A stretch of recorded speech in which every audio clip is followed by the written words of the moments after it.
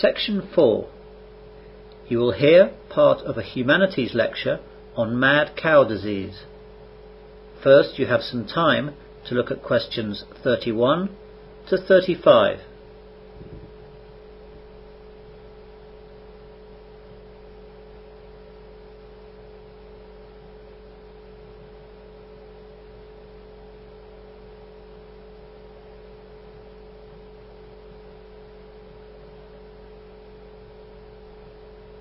Now listen carefully and answer questions 31 to 35.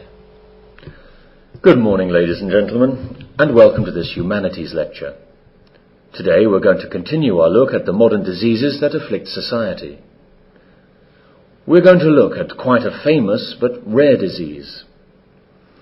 The popular name for this disease is mad cow disease. It's been so named because it's most often found in the brains of cattle.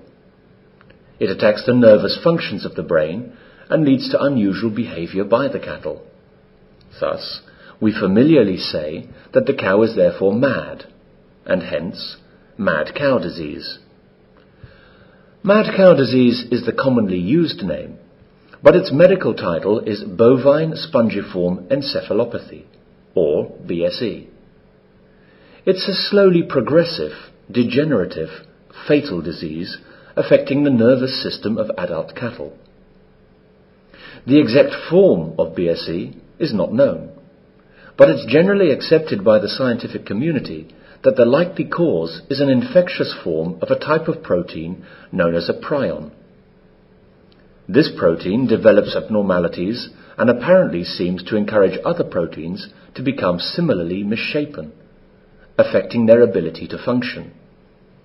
In cattle with BSE, these abnormal prions initially occur in the small intestines, tonsils, and central nervous tissues.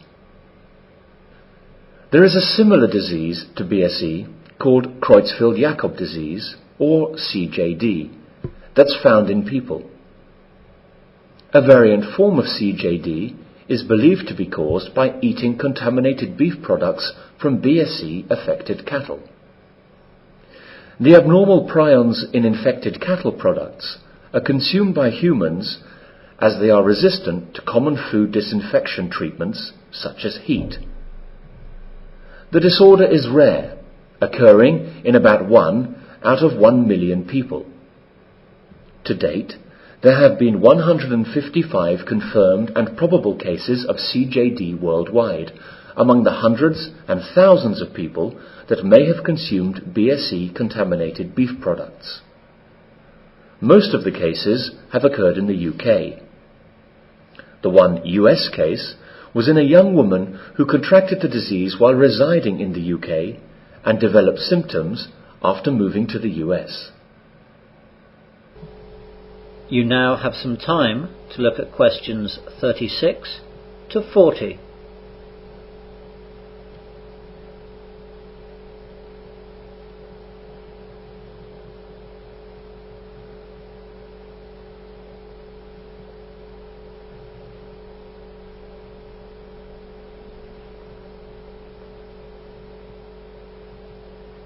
Now listen to the rest of the lecture and answer questions 36 to 40.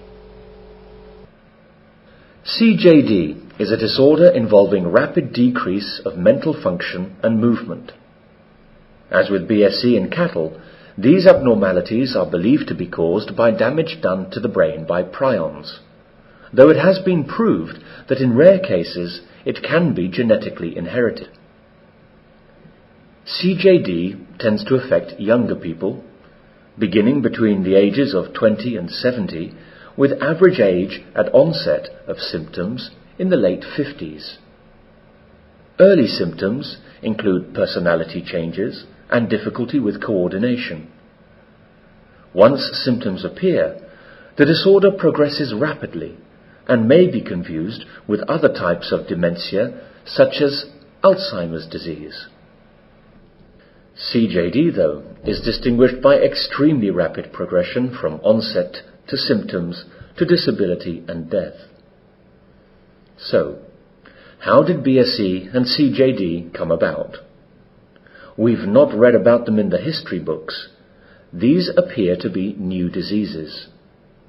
BSE was first reported in the United Kingdom.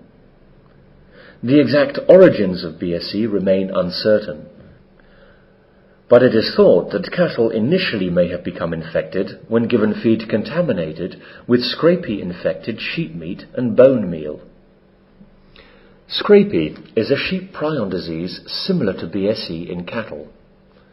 The scientific evidence suggests that the UK BSE outbreak in cattle was then spread by feeding BSE-contaminated cattle protein to calves. Thus, we have created the disease ourselves. Cattle naturally are grazers, feeding on grass. We have given cattle feed derived from sheep, an unnatural food for cattle. We have compounded our mistake by also feeding young cattle with feed derived from older cattle, making them cannibals. There is a kind of horror associated with it when we look at it like this. There is also a kind of poetic justice that the disease is passed down to us as we consume the animals that we have infected. Moving on now. Are there any questions with what I've said so far? That is the end of section 4. You will now have half a minute to check your answers.